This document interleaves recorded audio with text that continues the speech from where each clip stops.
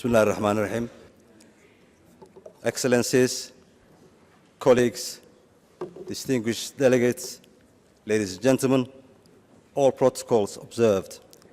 Let me first of all register our appreciation to UNEP for the excellent arrangement in organizing and preparing for this conference. We also thank the government of Kenya for the warm hospitality accorded to my delegation.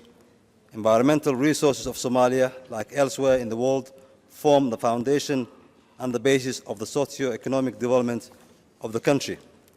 The country has very rich and diverse biomass and ecosystems that have for generations supported the livelihoods of the population. As a predominantly agro-pastoral society, the health and well-being of the population depends on the health of the ecosystems. Over the past 30 years or so, however, due to the long period of conflict, the natural resources base has become a major victim. The breakdown of governance and management systems have led to devastation and degradation of the natural resources due to the uncontrolled overexploitation driven from externally as well as internally. Forests and rangelands have been plundered, the oceanic resources have been overexploited, and tons of illegal toxic waste have been dumped along our shorelines. These destructive practices have not just led to further impoverishment of the populations, but unfortunately have become a source of insecurity. The illegal actions perpetrated mostly by external actors contribute to the fueling and prolonging of the conflict. The illegal export of charcoal by criminal cartels have been confirmed to be a source of illegal funds to the extremist groups, while the illegal, unregulated and unreported fisheries of our coastline fuels criminalities that remain the source of insecurity in Somalia, as well as neighboring countries. We continue to voice our concerns about these destructive activities at global forums like UNEA, and we urge and call for concerted global action.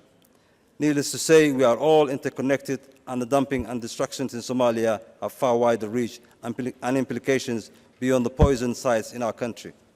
We are happy that the UN Security Council, UNEP, and other UN agencies have recently prioritized the issue of illegal charcoal exports, and we thank the development partners who have come to support these initiatives.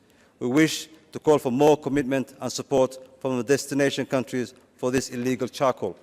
A lot more needs to be done if we are to achieve the goal of leaving no one behind.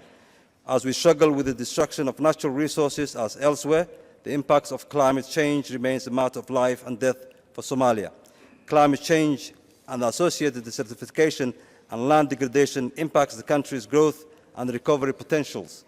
The frequent droughts in the Horn of Africa region have almost become a permanent feature, affecting food, water, and energy security. Internal displacements and migrations of climate refugees due to the ravaging effects of climate change is a common phenomenon today. Without enhanced commitment to support adaptation efforts, the attainment of the Sustainable Development Goals will become that much more distant and difficult. We urge for the greater cooperation and support in tackling the menace of climate change and desertification. Somalia is willing and welcomes all partners to join us towards achieving poverty eradication and environmentally sustainability. I thank you all.